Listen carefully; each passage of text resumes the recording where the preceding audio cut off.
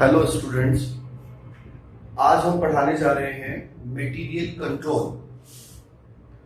तो material control समझने के लिए हमें इसमें कुछ चीजें समझनी पड़ेंगी, जैसे inventory carrying cost, ordering cost. ये क्या चीजें हैं?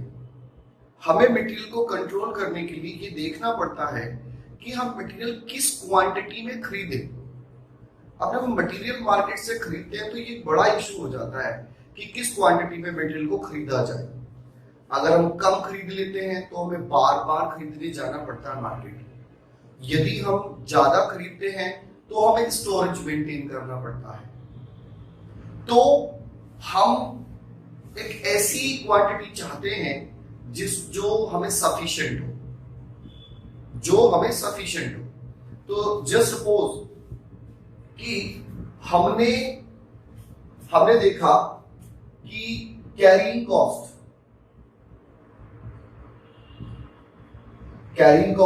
या होल्डिंग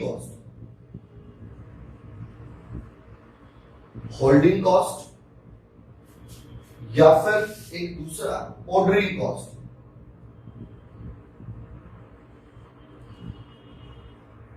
तो जब हम मटेरियल को खरीदते हैं तो हमें दो कॉस्ट का ध्यान रखना पड़ता है, एक तो ऑर्डरिंग कॉस्ट का, एक होल्डिंग कॉस्ट का।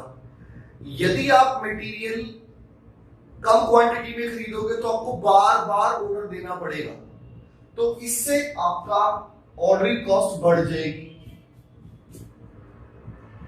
और यदि आप बार बार नहीं खरीदना चाहते तो आपको बड़ी क्वांटिटी में ऑर्डर देना पड़ेगा, ऑर्डर कम हो जाएगा, लेकिन उससे आपकी ये होल्डिंग कॉस्ट बढ़ जाएगी। तो हमें एक ऐसी क्वांटिटी निकालनी है, ये अगर आपने ये ज्यादा दिया तो ये बढ़ जाएगा, अगर आपने होल्डिंग कॉस्ट ज्यादा दिया मतलब तो ज्यादा रख रखाव का खर्चा बढ़ जाएगा। तो हमें इस पॉइंट को देखना है कि जिस पॉइंट पर मटेरियल की ऑर्डरिंग कॉस्ट और मटेरियल की होल्डिंग कॉस्ट दोनों एक दूसरे को मैच करती हो। दूसरे शब्दों में आप कह सकते हैं कि वो कॉस्ट जिसपे मटेरियल हमें सबसे सस्ता पड़े, वही मटेरियल जिसे हम खरीदना चाहते हैं, वो ना तो उसमें ऑर्डरिंग कॉस्ट ज्यादा हाई हो, ना ही उसमें होल्डिंग कॉस्ट ज्यादा हाई हो। क्योंकि मैंने बताया कि यदि आपने ऑर्डर ज्यादा दिए तो नंबर ऑफ ऑर्डर्स बढ़ जाएंगे, तो ऑर्डरिंग कॉस्ट बढ़ जाएगी। और यदि आपने ऑर्डरिंग कॉस्ट को कम करने की कोशिश की तो आपको मटेरियल जब ज्यादा खरीदोगे तो सारा का सारा एक साल का मटेरियल इकट्ठा खरीदोगे, तो आप उस मटेरियल को एकदम से तो यूज करोगे नहीं, पूरे साल में यूज करोगे। तो पूरे साल में जब यूज करोगे तो रखना पड़ेगा, उसको होल्ड करके रखना पड़ेगा पूरे साल तक। तो उसके लिए आपको स्टोर रूम की जरूरत या फिर बड़ा गोडाउन की जरूरत, वेयर हाउस की जरूरत पड़ेगी, जिसमें आपको मटेरियल को रखना पड़ेगा। तो उसके एक्सपेंसेस आपके बढ़ जाएंगे।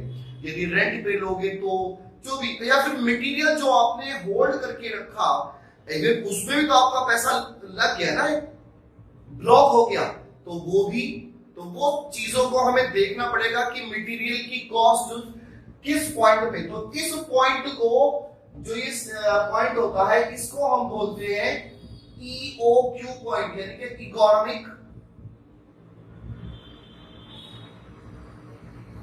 Economic order quantity.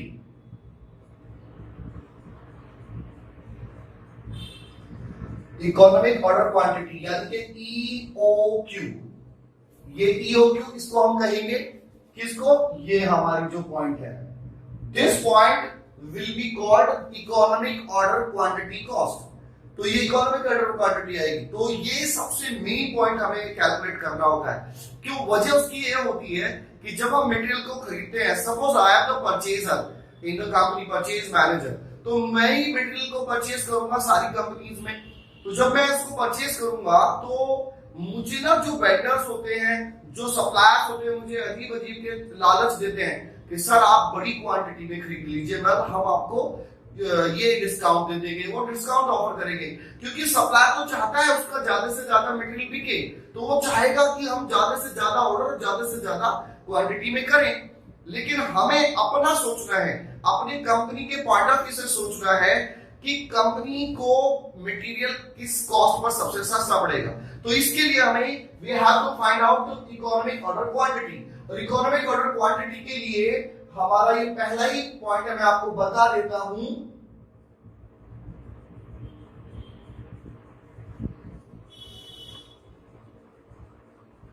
Economic order quantity, इसको हम EOQ से पुकारेंगे, EOQ, और इसका फॉर्मूला है 2RCP/CH। ये अब ये 2RCP/CH आया, इसको हम कैसे दिखाएंगे? ये चीजें क्या क्या है? सबसे पहले R annual requirement, annual requirement पूरे साल में आपको कितना मटेरियल चाहिए पूरे साल का, वो आपका annual requirement. CP cost of placing an order, यानी कि एक ऑर्डर को प्लेस करने में जो एक्सपेंस आएंगे वो CH holding cost, holding cost per unit, ये होल्डिंग कॉस्ट पर यूनिट हमें ये चाहिए। ये चीजें हम इसमें पुट करेंगे और कैलकुलेट कर लेंगे। ओके, चलिए ये तो हम अभी यूज करके देख लेंगे। इसमें EOQ के बाद कई बार हम हमने EOQ कैलकुलेट किया और उसी क्वांटिटी पे हम मटेरियल को डिमांड करते हैं, लेकिन वो तो चाहता है सप्लायर कि हमसे से ज्यादा मटेरियल हम खरीदे तो हमें ऑफर देगा कि मैं आपको सर 1% या 2% या 3% ऐसा कोई डिस्काउंट आपको दे दूंगा अगर आप ये क्वांटिटी करो। जो मेरी क्वांटिटी उससे ज्यादा वो मुझे बोलेगा। अगर मैं 1000 पर ऑर्डर मांगना 1000 यूनिट्स पर ऑर्डर मांगना चाहता हूं तो वो मुझसे कहेगा सर आप 1200 या 1500 ऐसे ले लीजिए तो मैं आपको डिस्काउंट दे दूंगा। हम कहेंगे ठीक है, हम पहले कैलकुलेट करके देख लेते हैं, यदि हमारा मटेरियल हमें लगता है तो हम ले लेंगे। तो हम कैलकुलेट कैसे करेंगे? हम उसमें निकालेंगे उसी पे total inventory cost, total inventory cost. उसके लिए हम क्या करेंगे वो मैं बता देता हूं। तो हम इसमें नेक्स्ट पॉइंट कैलकुलेट करते हैं, टोटल इन्वेंट्री कॉस्ट, शॉर्ट में इसको TIC, शॉर्ट में इसको TIC कहेंगे। अब इसमें ना तीन चीजें मिक्स है, मटेरियल की कॉस्ट भी, टोटल ऑर्डरिंग कॉस्ट भी और टोटल होल्डिंग कॉस्ट भी, इन तीनों को मिलाकर के ये कर देंगे हम क्लब। तो कैसे? इसमें सबसे पहले material cost, material cost equal to R यानी कि एनुअल रिक्वायरमेंट इनटू P का मतलब आएगा आपका price, R into P price. अब ये तो मटेरियल हो गया, इसके बाद हमें चाहिए टोटल कैरिंग कॉस्ट, ये total ordering cost,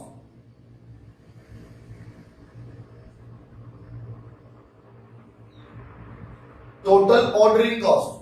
total ordering cost होगा हमारा R/Q0 इंटू CP। अब ये क्वेश्चन आ गया, ये Q0 क्या है? जब हमारा EOQ आ जाएगा, EOQ जो है वही हमारा Q0 है। Q0 means reorder quantity, reorder quantity कितना? रीऑर्डर क्वांटिटी यानी कि एक बार में आप कितनी क्वांटिटी खरीदेंगे, हर बार कितनी क्वांटिटी का रीऑर्डर करेंगे। इसके बाद आपका टोटल कैरिंग या होल्डिंग, या कैरिंग एक ही बात है, टोटल होल्डिंग कॉस्ट, ये हमारा आएगा Q0 अपॉन 2 इंटू CH।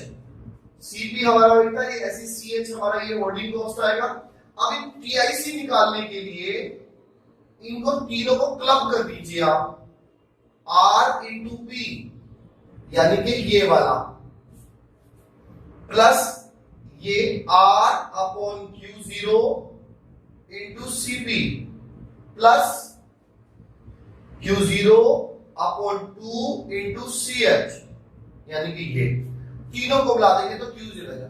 इसे हम कैलकुलेट करके हम इससे दोनों तरीके से हम ये TIC जो कैलकुलेट करेंगे, एक तो उस क्वांटिटी पे कैलकुलेट करेंगे जो हमारी EOQ से आती है, और एक करेंगे जो सप्लायर हमें ऑफर कर रहा है। दोनों की क्वांटिटी पे कैलकुलेट करके TIC कंपेयर करेंगे में किसमें सस्ता पड़ रहा है, और जिसमें हमें सबसे सस्ता पड़ रहा है उसी क्वांटिटी पे अगर डिस्काउंट देने के बाद हमें सस्ता पड़ रहा है तो हम ले लेंगे, अदरवाइज नहीं लेंगे। हम ऑर्डर उसी के अकॉर्डिंग करेंगे EOQ के।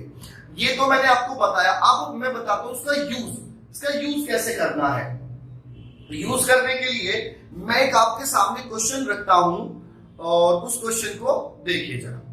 एनुअल रिक्वायरमेंट 50,000 यूनिट्स, जो अभी तक इस यूनिट्स को ये खरीद रहे हैं, एग्जिस्टिंग 4 ऑर्डर्स, अभी तक ये 4 ऑर्डर्स खरीदते हैं इसको, यानी कि 12,500 यूनिट्स एक बार में, ठीक है। प्राइस है 1.2, ₹1.20 पर यूनिट। CP यानी cost of placing an order 45 rupees per order, और CH है 15% ऑफ एवरेज इन्वेंट्री यानी कि P। तो ये 1.20 का 15% कैलकुलेट कर लेते हैं, और जो भी 1.2 आएगा वो हम लिख लेंगे। 1.15%, 1.2 इंटू 15%, ये हमारा आएगा 0.18। ओके, अब पहला काम हमारा क्या है? सबसे पहले EOQ कैलकुलेट करना। हमने EOQ कैलकुलेट किया, EOQ equal to 2RCP upon CH with in root. इसमें वैल्यूज पुट कर देते हैं। 2 into R 50,000 units into CP is 45 rupees divide by CH है हमारा 0.18, और इसको कैलकुलेट करके इसका रूट निकाल दीजिए और इसको वैल्यू को फाइंड आउट कीजिए। तो ये आपका आ जाएगा 2 इंटू 50,000 इंटू 45 डिवाइड बाई 0.18, ये आपका, और इसको डिवाइड कर देंगे तो EOQ आ जाएगा। ये आया हमारा रूट में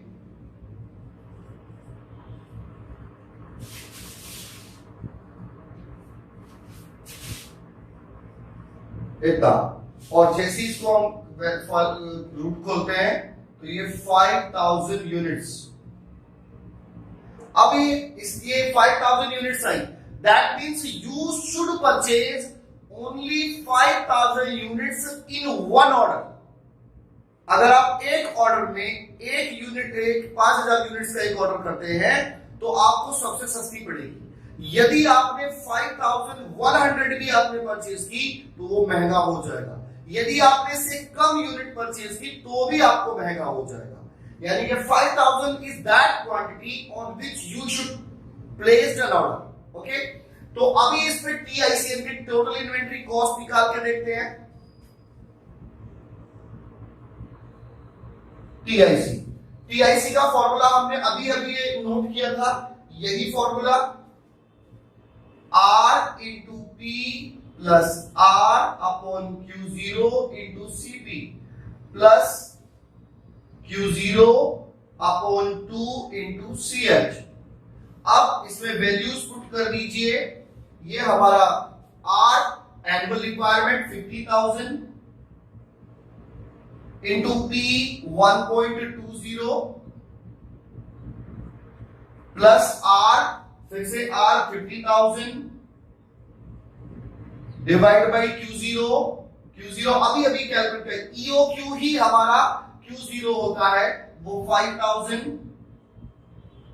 into CP era 45 rupees plus again Q0 यानी 5,000 डिवाइड बाई 2 इंटू CH 0.18। ये हमारा, इसको सॉल्व कर दीजिए। सॉल्व करके ये आता है, हम इसको इंटू करते हैं 50,000 इंटू 1.2 60,000 ये आया, प्लस इससे इसको इंटू करेंगे 450 प्लस, क्योंकि 10 ऑर्डर्स आएंगे, इससे इसको करेंगे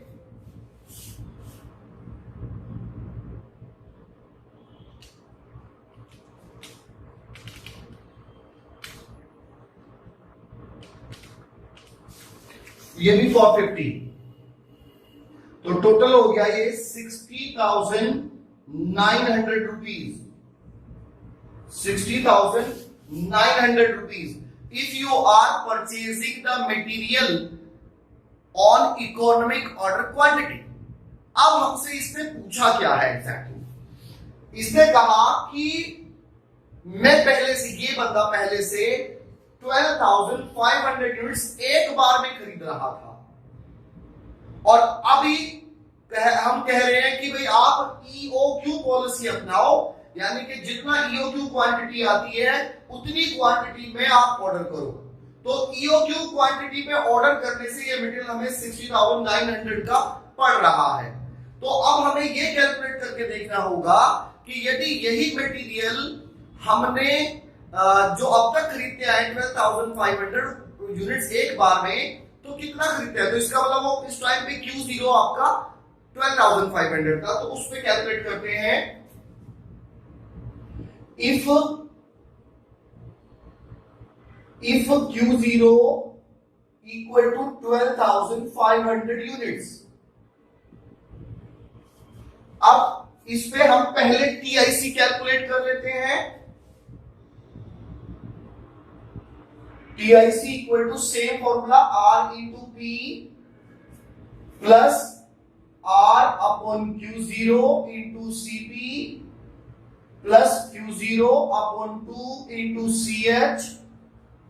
अभी हमारा R है वो 50,000 यूनिट्स है, इंटू P हमारा वही रुपीज 1.2 है, प्लस R 50,000 डिवाइड बाई, अब के बाद जो हमारा Q0 है वो 12,500 है, इंटू CP हमारा 45 प्लस 12,500 डिवाइड बाई 2 इंटू 0.18 जो CH हमने पहले यहां पे लिखा था, वही बस क्वांटिटी चेंज हुई।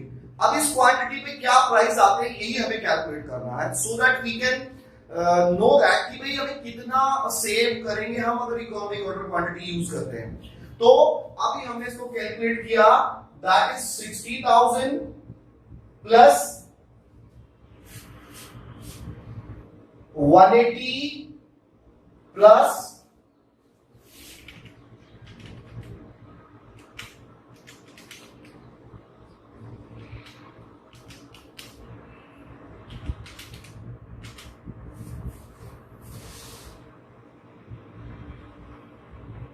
इन तीनों को प्लस कर दीजिए,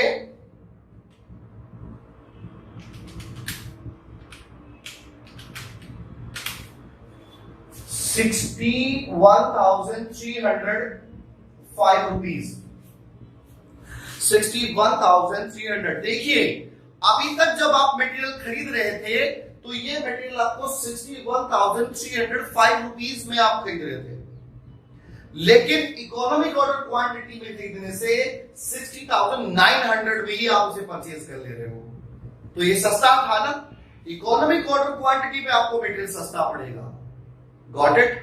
यदि डिस्काउंट दिए तो अलग बात हुई, लेकिन अभी सस्ता पड़ेगा। अब हमने सेविंग कितनी कर ली कि यदि हम इकोनॉमिक ऑर्डर क्वांटिटी की पॉलिसी को अपनाते हैं, ईओक्यू पॉलिसी अपनाते हैं, तो how much money can we save?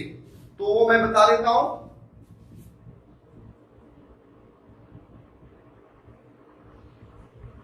Savings